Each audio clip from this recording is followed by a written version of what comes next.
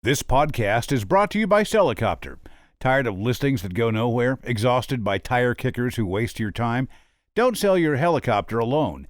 Celicopter handles the entire process from start to finish. So, if your helicopter has sat too long waiting for a buyer, contact the team at Celicopter today for your complimentary market valuation.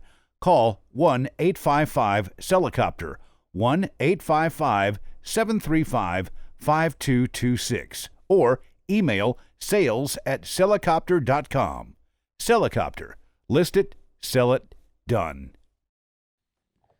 Hello and welcome to the Helicopter Podcast. This is Halsey Scheider and we're on episode 9, almost to double digits. Not quite, but super excited. Just a quick thank you to everyone that has reached out and been listening. I just feel beyond lucky and excited about the Helicopter Podcast and the value that we bring. And this show is totally that. I have pilot extraordinaire and also the creator, the starter of the blog, the rotorbreak.com. Love the name, by the way, Mr. Stephen Ryan. Stephen, welcome to the show. How you doing? Hey, thanks, man. You know, I've never been called pilot extraordinaire before, so that's awesome. I know. Sometimes I'm like just kind of a little too much on the fly when I'm doing the podcast. I'm like, what do I say? So, hey, welcome to the show, Stephen. I'm so excited to chat with you. Your career started in 2001, or I should say your training started in 2001. You've done a handful of missions. You've flown some serious metal. And as of last year, you started this blog that is really cool. And I kind of just want to segue right into that because in some of the information that you sent me, your blog, I think it's titled, How Did I Get Here? Really kind of hit me because I think that if you are listening to this podcast, you would have to agree with me that being a pilot was just like not really a choice, right? As long as I remember being able to remember, I suppose, 3-4 years old, my eyes were always to the sky. So I highly recommend if you go to the rotorbreak.com, you got to check out this post if anything else, because it's really fun and I think it's reminiscent of how most helicopter pilots feel. But why don't you just tell our listeners a little bit about what that blog post is all about and essentially how you got here, how you became a helicopter pilot? Yeah, certainly. So the blog itself, though, we can talk about that later. The blog post on the blog just basically details how I got started and took me all the way up to my most recent job was with the Maryland State Police.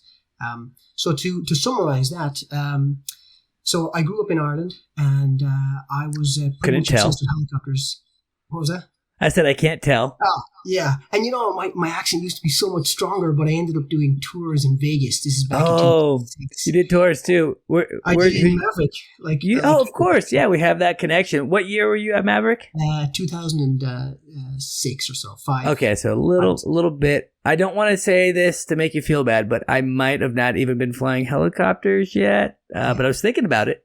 I was thinking about it. I think it's about 10 years between you and I at Maverick. So but you still probably the usual suspects there. Dwayne Martin and probably some other guys are still pumping. Joe's still the chief pilot. Yeah. Oh, yeah. Yeah, that's awesome. Anyway, I interrupted you. So, so you grew up in Ireland. Yeah, so grew up in Ireland and you know, not an awful lot of helicopters in Ireland. And so there's pretty much one show in town, and that was the Irish Air Corps. And the Irish Air Corps, they're the aviation branch of the Irish military. So they supported the Navy, the Army, the law enforcement division, they ran the gamut, right? Search and rescue, the whole thing. And they flew 6 Dauphines at the time. So if you saw a helicopter, you saw a Dauphine. That's so cool. So I became pretty obsessed with not just helicopters, but with the Dauphine. I mean, even now, if you look at it, it's sleek, it's good looking, and it's unique, right? The look of it, but also the sound of it is very unique. Mm-hmm. Strong. So, yeah, no doubt about it. I was obsessed. So I decided to go and fly helicopters. In fact, I applied for the Coast Guard. For the Air Corps. And believe it or not, it's probably true today, but even back then, they took like 7 to 10 applicants a year. So it was quite the competition. Very competitive. Very competitive. So needless to say, I didn't get that. I wasn't pilot extraordinary enough at that stage. What can you do? I know. So I had to go the civilian route. And there was no flight schools in Ireland, at least none that I could afford, right? So I had to decide where I was going to go. And the US was kind of expensive. So I decided I want to go to Australia. And funny story, actually, I went into the local bank. I'm 20 years old. I have a job. I'm doing sales or something. Go into the bank and I ask for a bank loan. And back then you talk to the bank manager, not just. Of course. Yeah. And she laughed. She actually laughed, not metaphorically laughed. She actually laughed. She's like, "What are you talking about? Helicopter flight school? What's all that about?" So I came out and I decided I could either forget about it or I could find a different way. So I went to a different bank. In fact, there's only two in the town anyways. I went to a different bank and I told them I needed a personal loan for vacation. I was like, "Of course, we do personal loans, vacation, no problem." So I got a personal loan, started with that, and then went to Australia with the intention of getting my private license at least.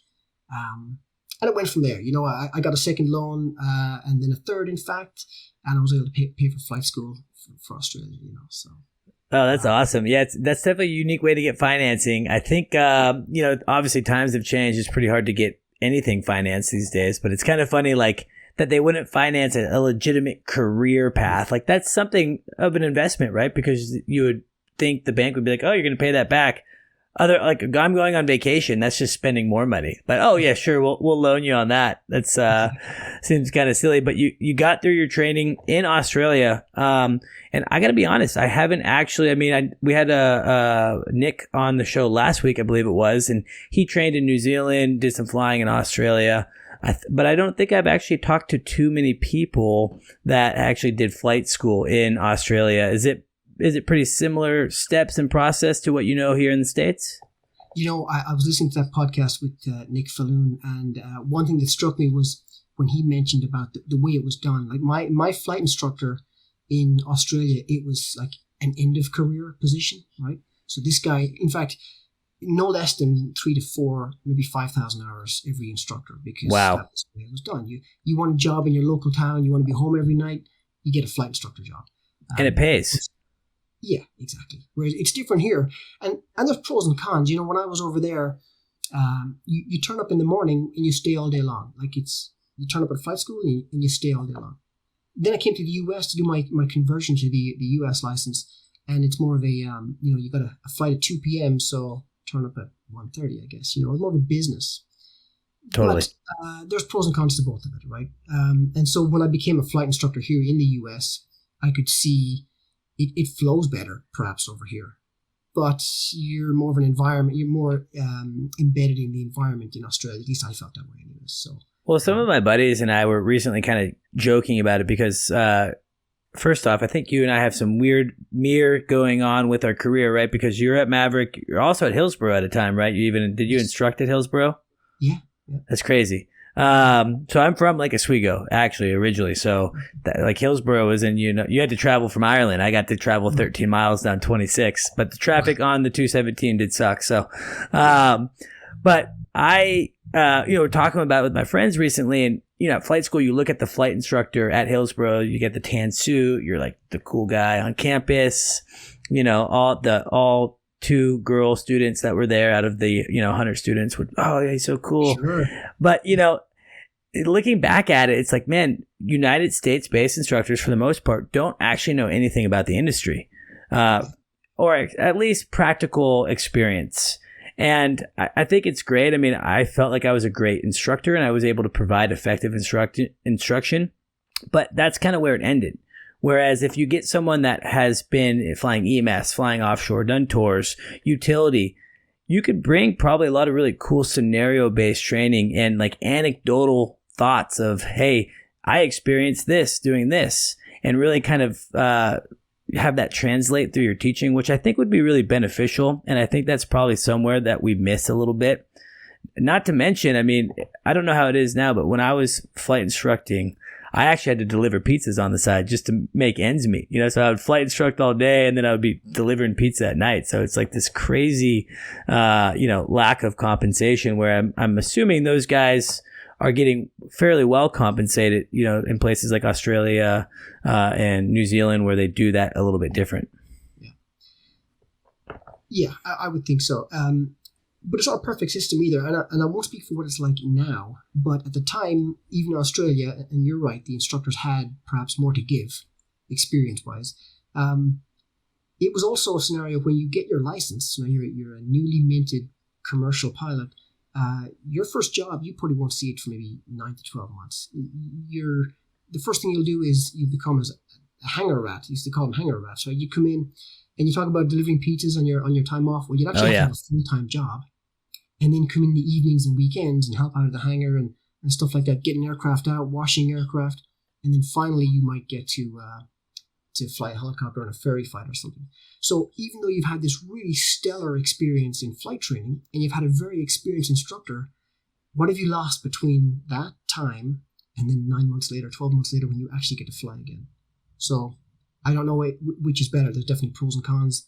Perhaps an amalgamation of both would be best. But. Sure. Yeah, it's kind of, it's maybe a bit of a melding. And obviously, I probably don't see that ever really happening. I mean, I know that some schools have maybe a chief that comes in that, my chief instructor at the time when I was in training, came back from a career. So he was able to talk about EMS and offshore, and that was really cool. But yeah, I mean, I enjoyed the training at Hillsborough, and I felt like, especially, 200 hours, certainly the blind leading the blind.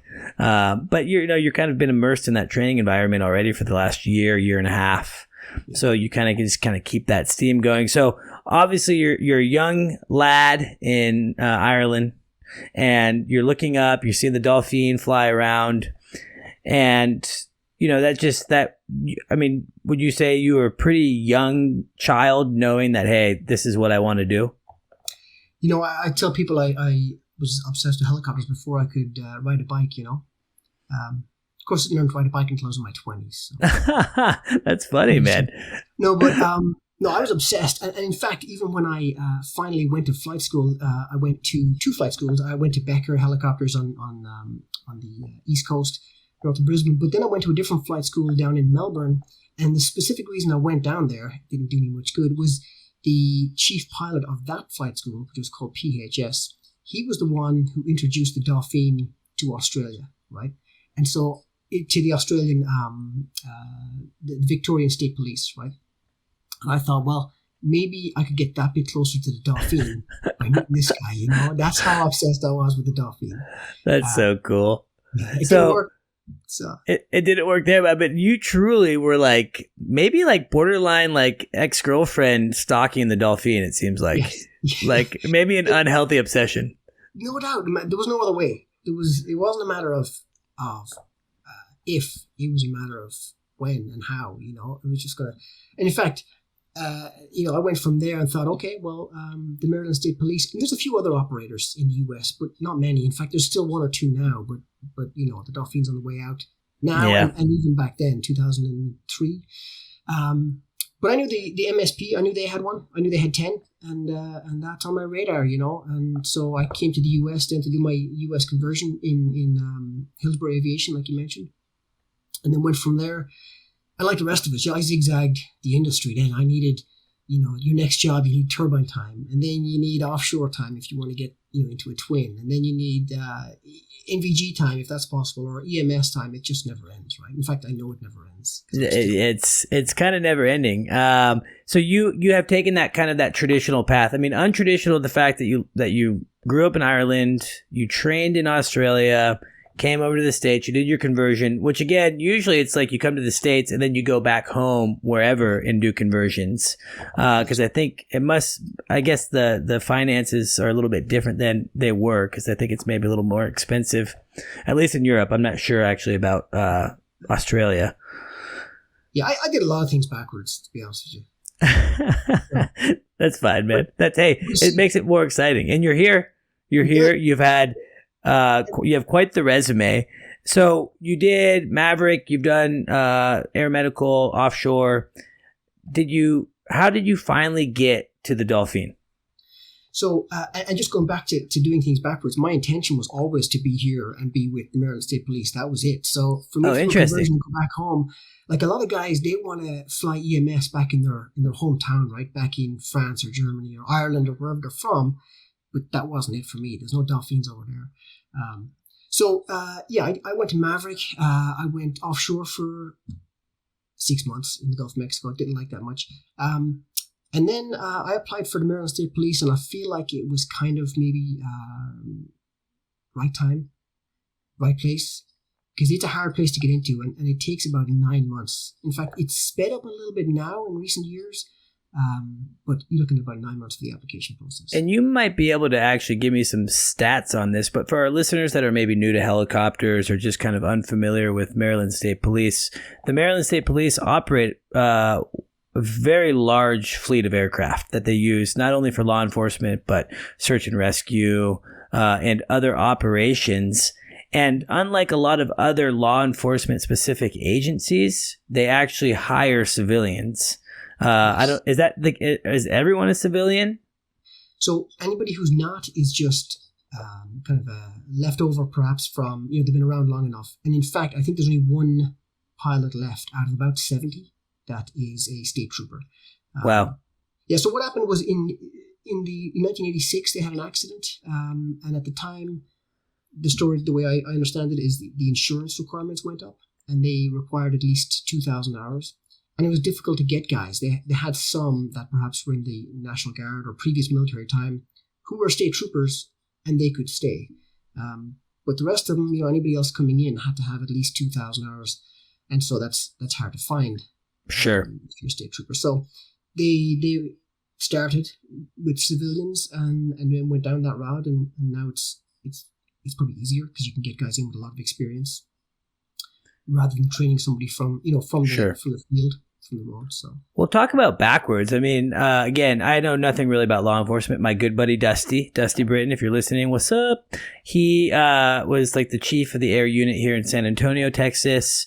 And, essentially that was kind of like his path, right? He was a cop on the ground for a long time, and he excelled in it. And, he would go by the airport every once in a while and be like, oh, that's cool. They have helicopters, and then one day it came up like, hey, you want to apply for the air unit, and then essentially he gets thrown in these helicopters and, trains, and then has a 20-year career thereafter as a helicopter police, pilot, which is, it works, right? Dusty's a great pilot, but it is kind of silly. I've always thought about that. Like I've at one time was going to maybe become a cop, go work in Austin. They have a AS-350. It's, Austin pays good. It's like a great job, great town.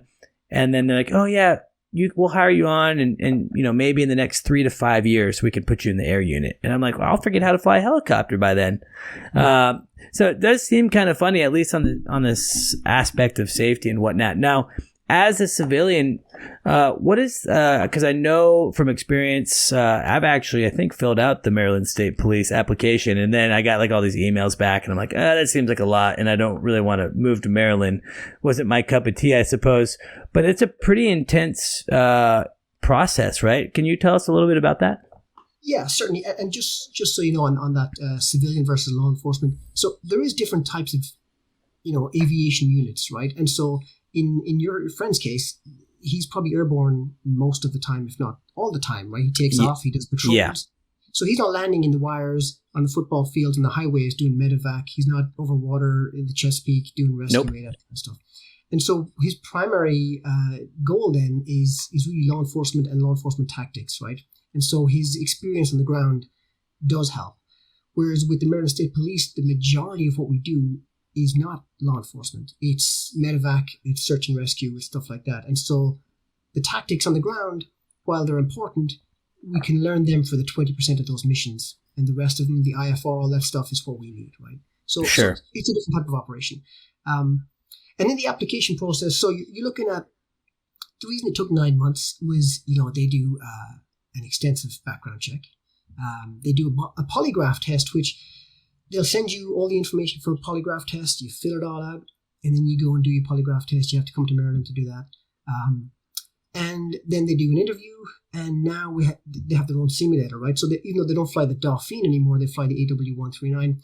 They have their own $7 million simulator, and they'll put you in that, even if you've never flown one, just to kind of get an idea of what kind of pilot you like. So, they'll start it for you. Other than that, and you'll shoot an ILS or something like that in it. Yeah. And so that whole thing, scheduling as well as the background check, as well as the polygraph test, all that stuff takes time. Even scheduling the polygraph test, because there's only a certain amount in the state that can do it, right? A certain amount of examiners that can do it, and they're busy with criminals as well. So there's a lot of stuff going on.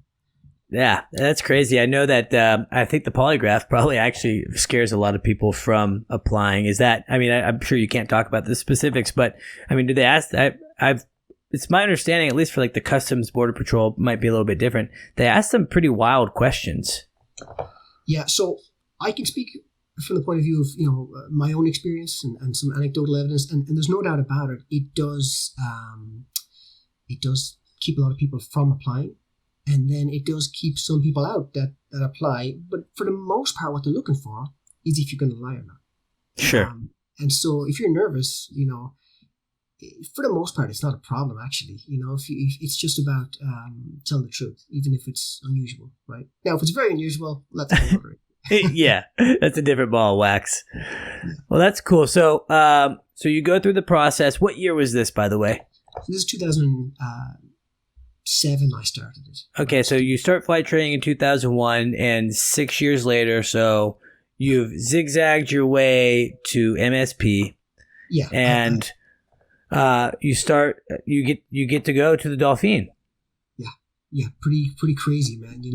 Like if it's an obsession for that many years, and then basically the spring of 2008 is when I got the job. And not only that, but it's it's single pilot, so you really feel like you've made it. Like dang, and the training, and in fact now it's still quite impressive, but it takes like 4 months, 3 to 4 months for the whole training program, because you have a lot to learn, right? With search and even if you've done it before, you won't have done it with MSP, and they always wanted to, it's a state police agency. It's their way. Yeah, and it takes time. So yeah, you feel like you've gotten somewhere, right? So what was that experience like for you to, solo that aircraft for the first time? I mean, I almost feel like that would be kind of emotional. Yeah, I will admit, I remember my first shift, and I was torn between wanting the phone to ring, so I get a mission, and not wanting the phone to ring, because you're like, oh man, because it's all on you, right? Yeah. And you've done your training and stuff, and now you're cut loose. And it's single pilot, single paramedic back then. Right now, it's a 4-person crew. Wow. Back then, it was just a 2-person crew. So that's insane. Yeah. On the way out to the mission, the state trooper paramedic is sitting up front with you, and then you land at the scene, and they get out and do the thing, and then you're on your own up front, And again, your first mission, you're looking around going, all right, just like you do with any solo, the first time you go solo in any aircraft. Sure. But now you're like, you got to get this patient to the hospital or whatever the case may be, whatever you're doing right now. So, yeah. Do you remember your first mission? I don't remember my first mission, no. Okay, so kind of funny story for me is kind of similar to you. I was doing air medical in deep South Texas, and I felt like the training I got was pretty good, but similar to you, I was like, oh man, like I'm pretty nervous, and I'm nervous for other reasons too. Like I'm nervous to see blood and guts. I'm nervous to have feet next to me. I'm nervous about, flying a helicopter that I haven't flown, or flying in an area that I'm unfamiliar with, or MVGs. A lot of things were kind of building up. And at that time I was based in Del Rio, Texas. It's right on the border. And all the flights for the most part are always somewhere around Del Rio or at the hospital there in Del Rio to San Antonio. That's like your milk run. And so of course I'm with the training pilot, and I have it down. We actually did training flights out to San Antonio. I've seen every hospital. I'm feeling very confident. Of course, the tone goes off for my first actual scene, or my first flight. It's a scene flight somewhere in the middle of nowhere, Edwards County, for a car accident. And it turns out we get closer to another town in San Angelo. Completely unexpected. I'd never even heard of San Angelo. And so, of course, we have to go land up at a hospital up there. And what you kind of find is like, you're a trained helicopter pilot. You're a professional helicopter pilot. Even though it's a little bit intense and, you're a little more heightened, that you actually have the ability to go out there and be flexible. Yeah. And nobody else knows that you're nervous on the inside. Right? Oh, I know. Yeah. You've got the skills, you've got the know-how, and you can adapt. And it's just, on the inside, you're like, ooh, this is a little bit unusual. But on the outside, it's going to be fine. You're doing fine. Yeah, exactly. You kind of you pull it together, and that's kind of a cool thing. And I was a little nervous because at that point I had done, some flight instruction, some tours in a 44, and then Maverick, and Maverick's kind of circles, right? Like it's just flying circles. It's a great job. I actually enjoyed it, but it's, you don't go out there and test a lot of your piloting, so it was a bit of a different swap going in there. Did you guys have some pretty gnarly turbulence back in the day flying in the canyon? Yeah, definitely. I mean, Maverick, to be fair, they would go out sometimes, and I say they, but we would go out sometimes when you'd be like, well, it's within limits, so we can go, but yeah. But you know what? You live and learn, right? And so nobody pushed the envelope too much. You got passengers, you got a lot, you got a reputation of a company and yourself on board, so there's only a certain amount you can do. So yeah. And of course, turbulence is all relative. Like they're relatively small aircraft. I've been in turbulence in much bigger aircraft and realized, that's what turbulence is. Really? I mean, I just, because it kind of reminded me when you said like, oh, you can't tell you're nervous. I felt that way sometimes going into the canyon. We were like, get just tossed around 50 knots wind, like, just like the helicopter rodeo. But so you get to the Dolphin, you're Maryland State Police, and it's my understanding, correct me if I'm wrong, you were at the Maryland State Police, did your thing for a while, you left, then came back actually. So how long were you there first time? And what is that? You can actually go to your blog, the rotorbreak.com, and you can see the day in the life, because that's what the blog is all about. It's all about the day in the life of different skill sets. I wasn't invited as a sleazy helicopter broker to do the day in the life, so I don't know if I'll be able to do it or not. But there is one for the state police. However, for our listeners, please check it out. But if you could just tell us a little bit, just here on the podcast, what that day in the life is like for Maryland State Police.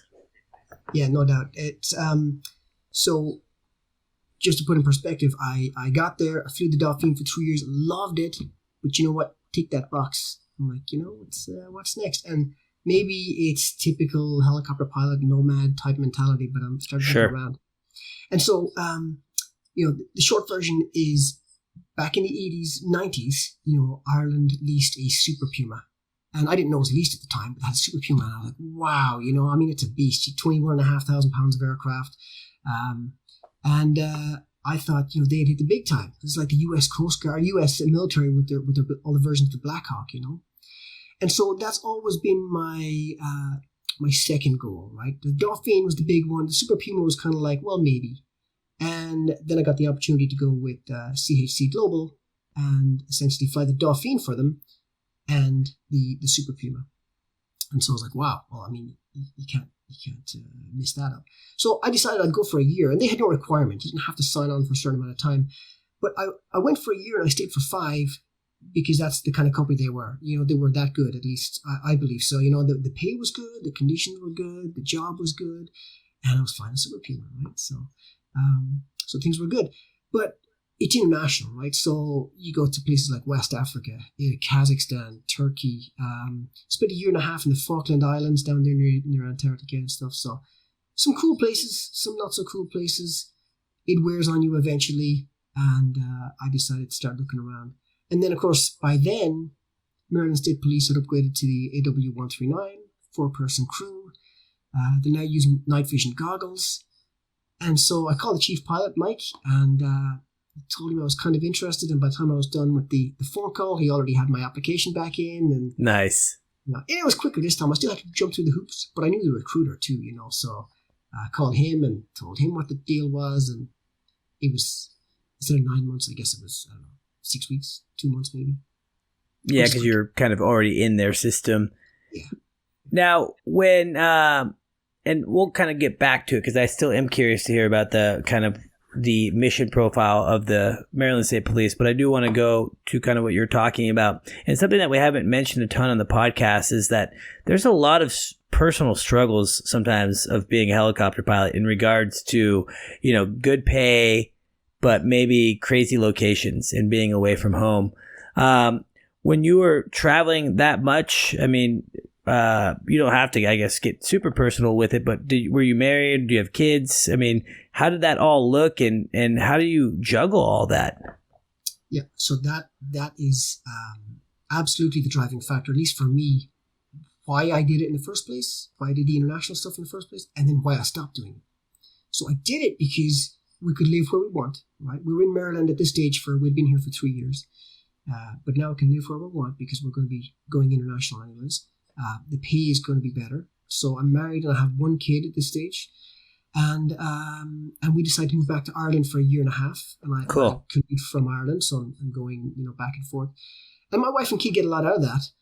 But then, a couple of years later, now I've got 2 kids, and it's getting more and more difficult. And lots of guys do it forever, right? But now you make your own personal thing. Like, okay, well, how much do you personally want to be away, and for how long? Because it's a 6-week tour, and 6 weeks is a long time. And then the travel, you're essentially looking at 7 weeks away and 5 weeks home. A 7-week away is a long time. So we decided to make a change. And in fact, CHC Global were going through some changes then anyways.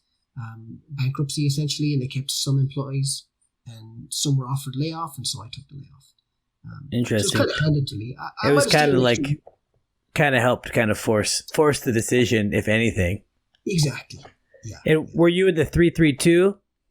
Yeah, the 332L2. Yeah. And if for our listeners out there, the Super Puma, I mean, you talked about it a little bit, 21,500 pounds, big helicopter. In fact, I think I talked about it recently. I was up at Air Center Helicopters doing a pre-buy at a 407, and they had the 225, and I was just like amazed on the actual size of these aircraft. So, if you could, I mean, this probably sounds like a stupid question, but I'm a guy that I've only flown single engine helicopters, all well under 12,500 pounds. I think 5250 for the Bell 407.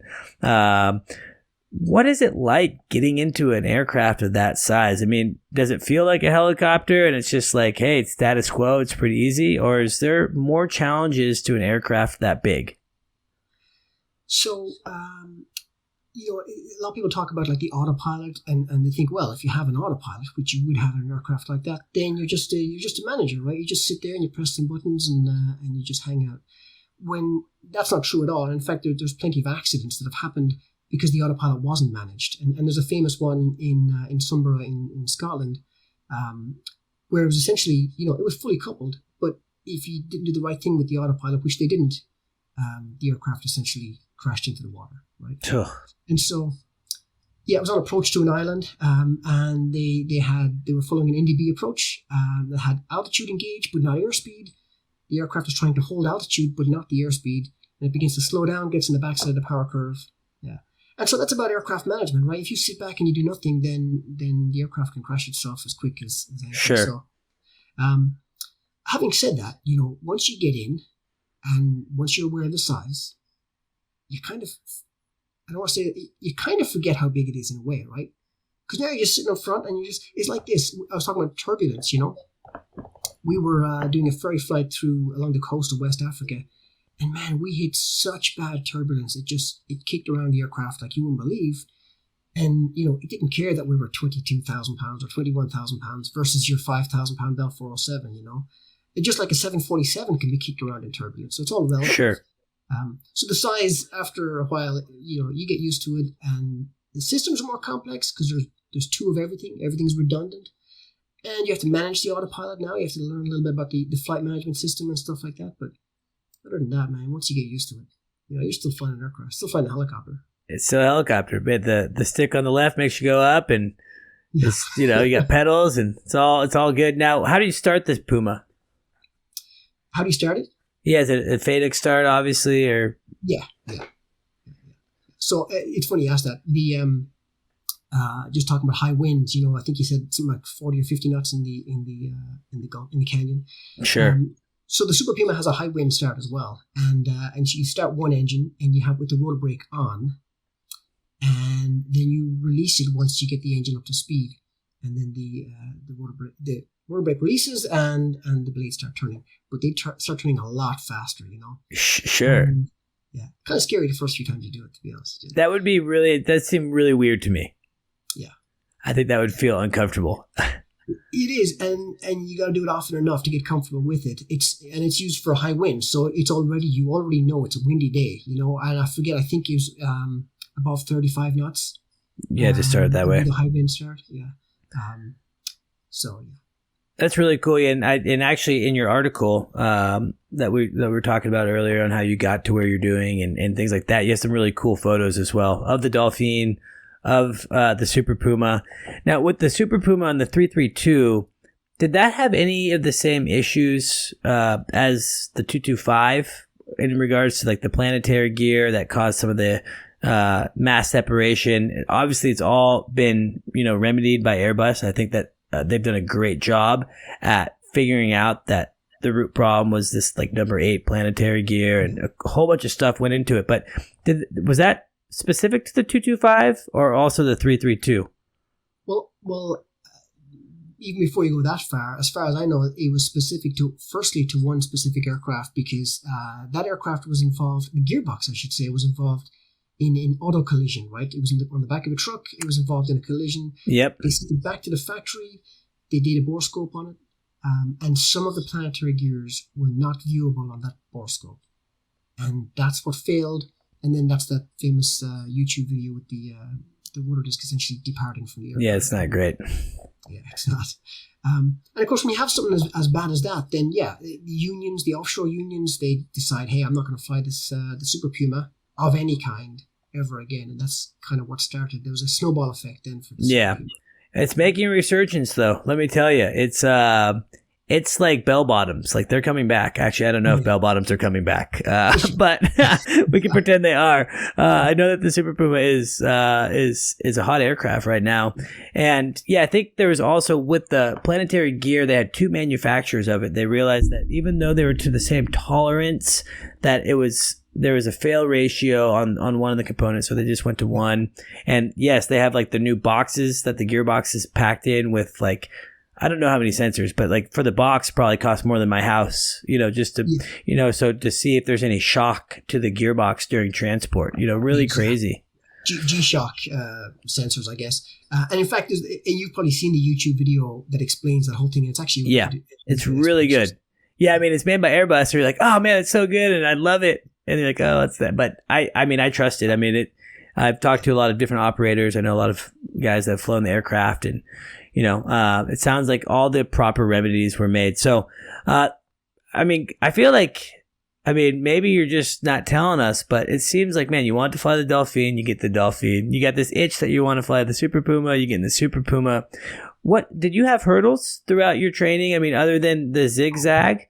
It kind of seems like, you did get some of the things that you wanted. What were some of the stuff that is maybe not so glamorous as getting into the Delphine, flying the Super Puma? Did I tell you about the bank manager that laughed? I did tell you about the bank manager. Yeah, you did tell me about that. So of course I have. I did well, I dare say I don't regret anything, right?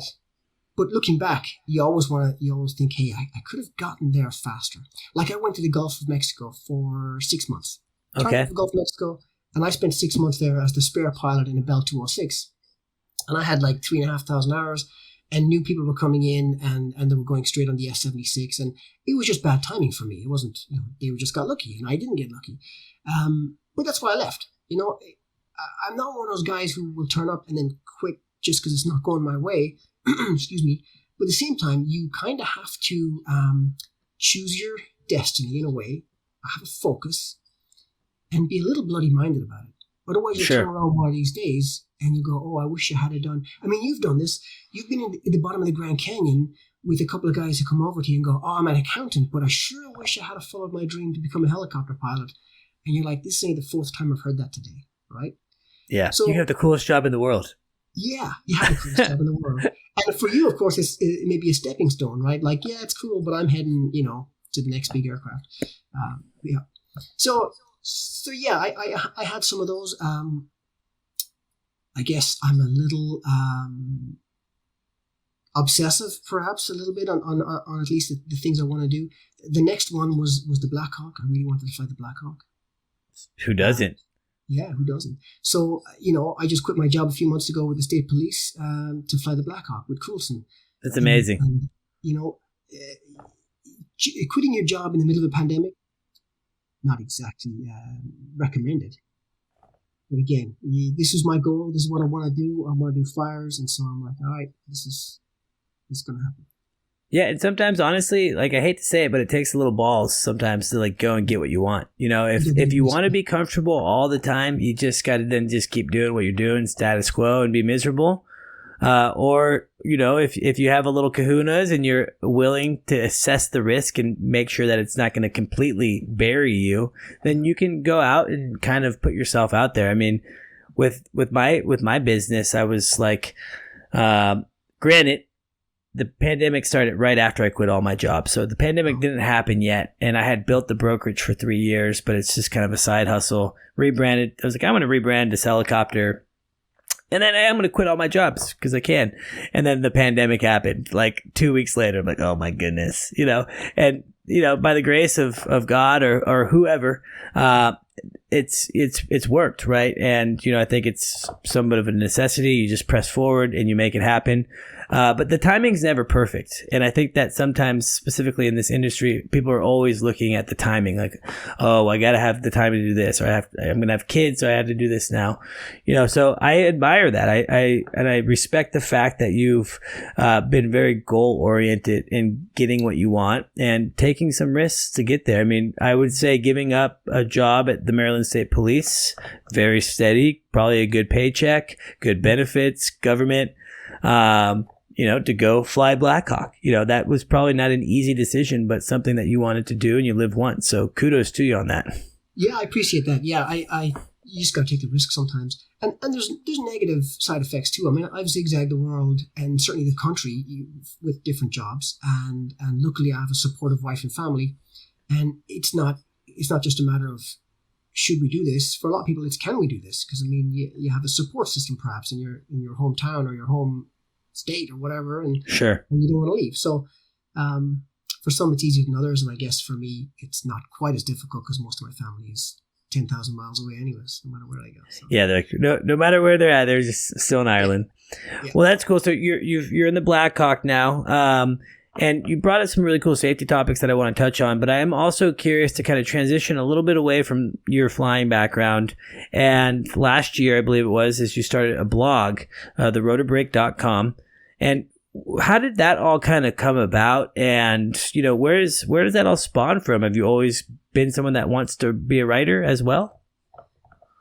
No.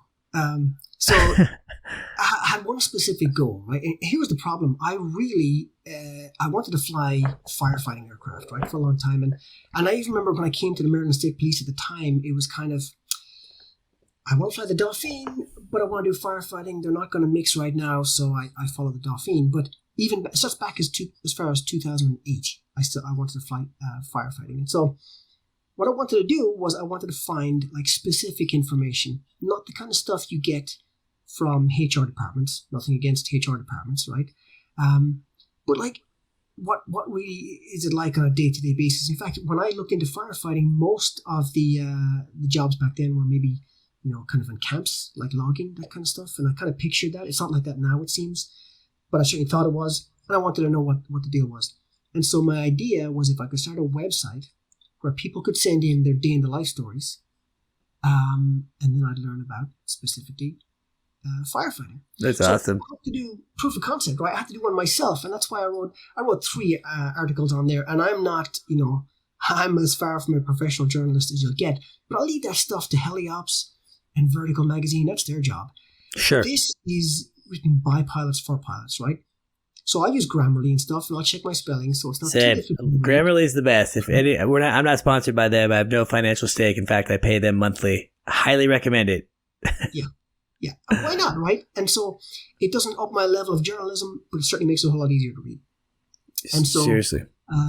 So I did that, and surprisingly, there's a lot of pilots out there, and in fact, flight paramedics and crew chiefs and rescue techs that are interested in writing something as well, right? You go on Instagram, there's plenty of people who really want to be, influencers or whatever, and they're side hustle in a way. So I got lucky. I got a couple of guys. I asked, hey, would you be interested in writing a day in the life? Personally, I'm kind of a linear thinker. I was thinking they'll write, I'll turn up at 7 a.m., I leave at 7 p.m., this is all the things that happen in the middle. But I got guys that have got a flair for writing, and I got some amazing stories, right? And these are people who haven't written anything before, probably ever, from a journalistic point of view. Sure. And they gave it a shot, and it came out awesome. So cool. then Heliops magazine, they republished one. They liked it. Vertical magazine has republished a couple of them. They liked them. They pick and choose their own one that they want to republish. But of course, so you find people in any industry who has a flair for something, and the big publishers will find them and go, hey, now that you're a diamond in the rough, we're going to republish you. So.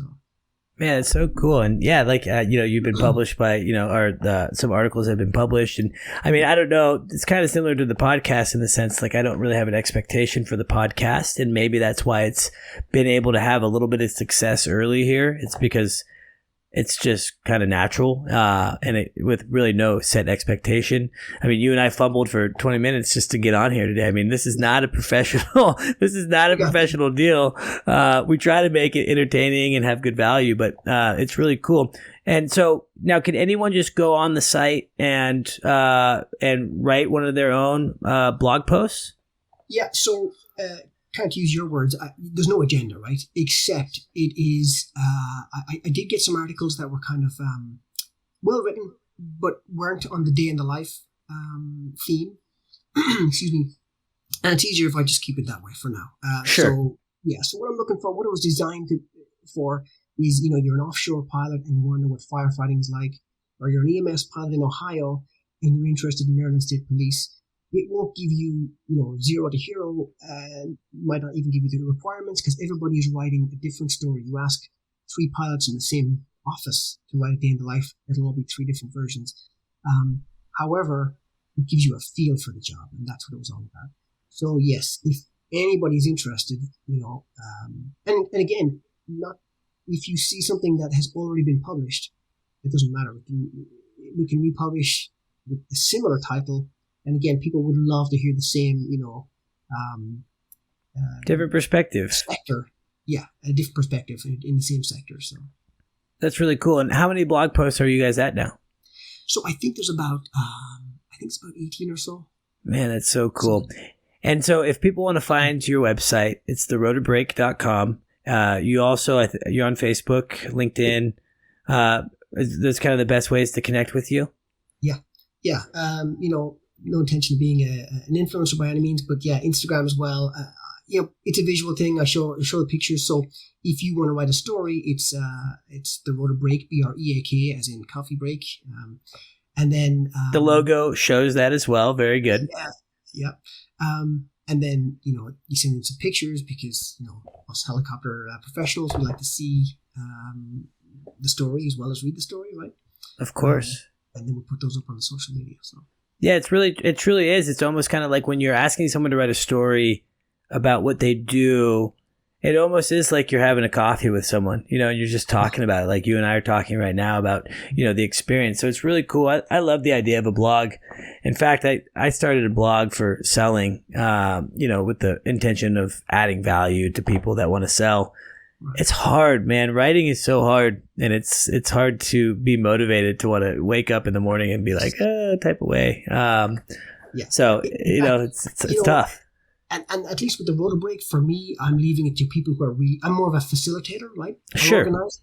And now I have a list of questions that I can send to people that they can, okay, if you want to write it, if you answer these questions, you'll have a blog post, right?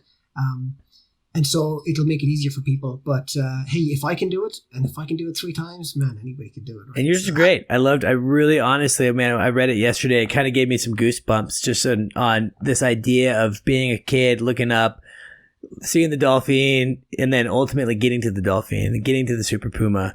And, that passion. I told you on the phone, but we used to go to a place in Oregon called Sun River where we would, the intention for most kids on spring break or summer break, you go to Sun River, you ride bikes, you swim, do whatever kids do when you're, 10 to 14 years old. And we would show up and I would ride my bike to the airport in the morning and just sit at the airport all day. And I would watch airplanes take off. The occasional helicopter would fly in. I remember a 500 came in one day. I was at the pool, got on my bike, couldn't get there fast enough to see this thing. And I'd always try to score rides, and it's just funny. That your article kind of spoke to me a little bit of this, like, man, that's, just being this kid looking up at the sky always. And it was never like, everyone just knew, like, ever since I was like 4 or 5, like, oh yeah, Halsey's a pilot. like Halsey wants to be a pilot, which is kind of wild. And I'm pretty glad and stoked that I still get to fly, not at the same capacities as maybe a full-time pilot, but it's really still a passion. Now, your career, 2001, you've been doing this for a fair amount of time. And, undoubtedly throughout your career, you've probably learned some lessons in regards to things that maybe scared you a little bit, or something that you wish you could have maybe done a little bit differently, or you're glad that it happened, so you learned from it in regards to safety. What are some lesson learned for you? And if you could speak to some younger pilots out there, not necessarily guys that are like brand new, but guys and gals that are maybe the 500-hour pilot, the fresh out of flight school flight instructor, the guys flying tours, the guys offshore. What is some wisdom? I mean, you have 20 plus years.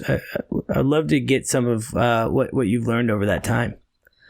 Good question. I think there's perhaps two things that and they're probably not, that surprising to you, but when you're a flight instructor, so your first job as a flight instructor, you always brief the student, right? You told them, this is what we're going to do today. And then when you were done, you said, this is what we did today, or this is what we intended to do, and here's how it worked out, right? Sure. So day one, you started with a brief and a debrief. And, it should be the same for every job. If you fly with more than one person, there should be a brief and a debrief. And I've come back from enough missions where, it was blue sky, it was milk run, like you mentioned. It was an easy flight. It was to and from the large metropolitan trauma center. Maybe we didn't even land on the highway. Maybe we landed in a soccer field. It was relatively simple, right? And yet I'd always ask, let's have a quick debrief. And surprisingly, something might come up, right? The youngest or the newest member of the team might have a question or point out something that will take you by surprise. So that wouldn't have happened if I hadn't said, hey, let's debrief. So I've intentionally made sure that every flight, every mission, we debrief. And it can be quick. It can be, 30 seconds. If you're with four people that have, very experienced and they truly don't have anything, that's fine. But give everybody the opportunity. So always a debrief if there's more than one sure. person. The second thing is, I personally, I love CRM. I love reading NTSB reports. And Aero Assurance in recent years have made it really, really easy. If you don't follow them on LinkedIn, you should. They do summaries of NTSB reports. And so it's a whole lot easier to read, I guess, or at least it's smaller. Sure. And so I read them religiously. And once in a while, I'll read something and I'll be out flying and I'll be like, man, I've been here before. This is something similar.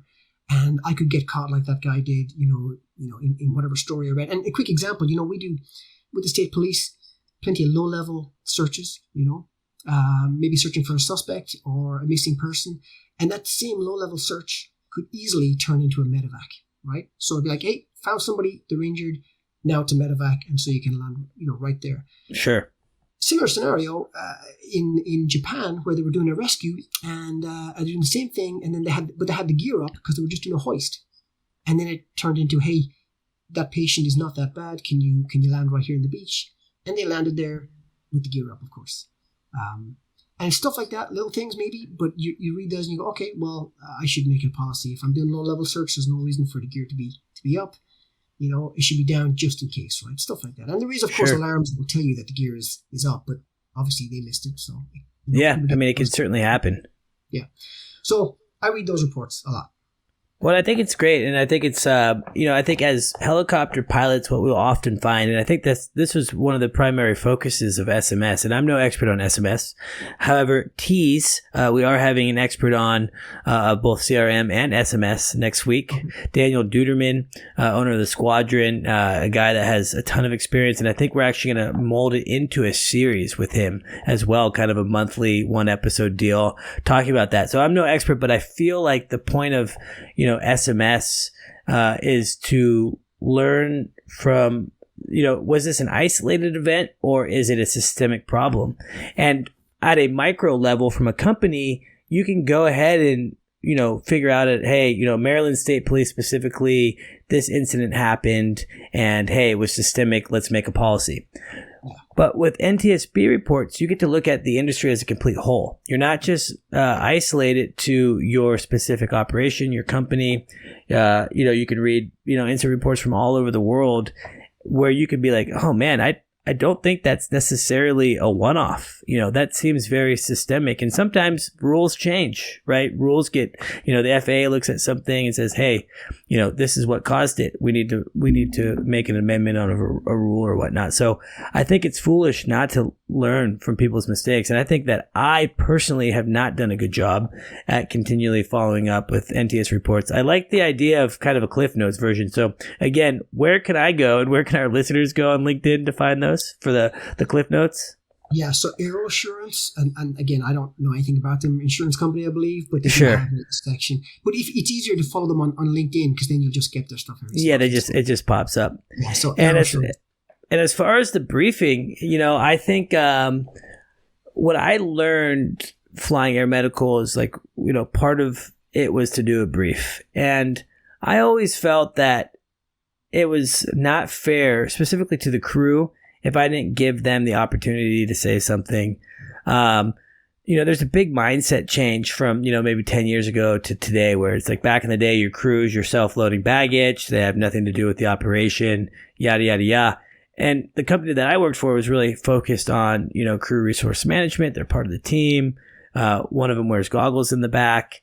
And I actually did. I mean, I had a paramedic save my bacon one night, pointing at a tower that I did not see during a recon, an unlit tower in an area that he was more familiar with than I was. So he saw it. So I really think that they bring a lot of value, and during a debrief really allows you to dissect certain scenarios that maybe you couldn't really give enough thought to while you were flying, and it's a good time for the team to come together and just make sure. And like you said, sometimes it's, hey, good flight. Y'all got anything? No, don't got anything. Other times it can go down the rabbit hole, and I always had good med crews that always want to kind of learn and get better. So I really like the idea of debriefing, and you can do it with any mission profile. Yep. And if you think about it, on a 4-person crew, everybody is 25%. If one person is not given a voice, really you're down to 75%. That would be, when you think about it, that's crazy. So everybody should have a voice and give the opportunity and be told as well, hey, you might be new, but we can't afford to lose you. You're 25% of the crew. You got to speak up. If you see something, say something. So. Yeah, and at the air medical company that I had, we also had the 51% rule, which gave the voice to the nurse or the paramedic, where at any time they could veto a flight. All they had to do is say it. Now you maybe not being a great pilot if you let it get to that point, because the whole purpose is you all talk and brief prior, hey, and if they voice concerns, you can either address their concerns and collectively come up with an outcome of go or no go. But if you still choose to go and they're not happy with it, they are given that 51% power. But you're absolutely right. That normally wouldn't come to that because you're kind of just making the decision as a group as you go along, and then if it's a no-go, it's because you all decided it for the most part. Yeah, I mean, I had never been in a situation where I had a crew member, come close to 51%. We just all talked about it. We're like, yeah, okay, you're not comfortable, and you know what? Fair enough. It's right on the line, and we don't need to do it, so we don't do it. And that's another hard thing. I mean, you with search and rescue being a primary mission for Maryland, I mean, there could be someone else's life on the other end of that tone. Right. And if you don't go, that person could die. I mean, that's the kind of the conundrum of air medical. There was a lot of nights where a lot of people potentially died because I couldn't go, right? The ceiling was too low. The visibility was not good enough. And that's just something that you have to accept. And you cannot allow that mission pressure to get to you. I'm guessing the Maryland State Police, they give you probably pretty firm minimums. Oh, yeah. Yeah. It's for the most part, we're non-mountainous on the eastern shore and stuff, and then there's some mountainous areas to the west. So that they're different depending which base you're at, but yes, we have it set in stone essentially. Yeah. But even still, you read the weather and you're like, well, it's above minimums, but it's trending below it, and the forecast. There's a lot to take on board, and you might still not go. And then you're right, somebody has to be driven to the hospital, and it could be 3 hours drive instead of a 15-minute flight or 20-minute flight. So, but that's the nature of the game. Yeah, it really is. There's nothing that you can really do about it. But I can't believe this, Stephen. We are coming up on our time for today. Man, that was so much fun.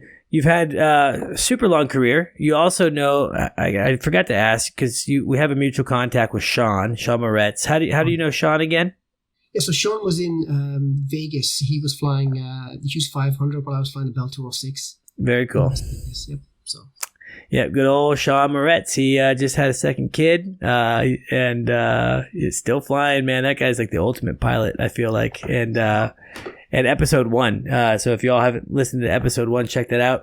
But Stephen, thank you so much. It's the rotorbreak.com is for the blog. You're now moving on to Colson. So I have to have you on maybe after your first, because you're coming up on your first season, right? You just started. Yeah, I just started with them. Yeah, so I think you had Trent on a couple of days ago. He said he had 11 hours in the S61. Yeah, he's got me beat. I've got 30 minutes in the Black Hawk and 30 minutes in the Chinook. So hey, you got to start somewhere. Yeah. We also had Yo-Yo Rose on, who we actually did a 2-part series with him. A ton of Black Hawk experience, utility, and firefighting. So that might be a good podcast for you to check out if you haven't listened to that one yet. But hey, good luck, man. Don't be a stranger. Love to hear about your, I think it's a cool perspective, actually, being new in a new environment as an experienced pilot, right? Like this weird concept of like, you've been doing this for 20 plus years, and now you're going to go put yourself in an unfamiliar aircraft in an unfamiliar environment. So I know that you're going to be safe, but please be safe. And please, if you're willing, share those experiences either on your blog or back here with the Helicopter Podcast. We'd love to hear about it. But thanks again for joining episode number 9. Everyone that's listened, thank you so much. We appreciate the feedback. If you do like this podcast, you can like it, you can share it. We're on all major platforms: Spotify, iTunes, Stitcher, wherever you like to listen to your podcasts. If you have ideas for future shows, please reach out. If you want to tell me I suck, you can do that too. Doesn't matter. I love it all. So this has been episode number 9 of the Helicopter Podcast with Stephen Ryan. Stephen, thanks again so much. All right, thank you, Halsey. As always, a special thanks to Helicopter for producing this podcast. Specializing in helicopter evaluations, faster sales, and superb service, Helicopter is the go-to agency for clients expecting immediate results. Helicopter's team of helicopter professionals are the best in the business.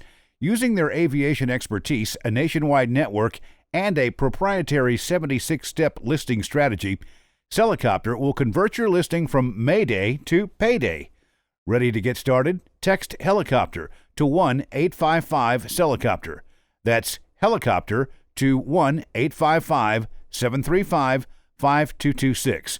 And a Helicopter pilot agent will reach out. Helicopter. List it, sell it, done.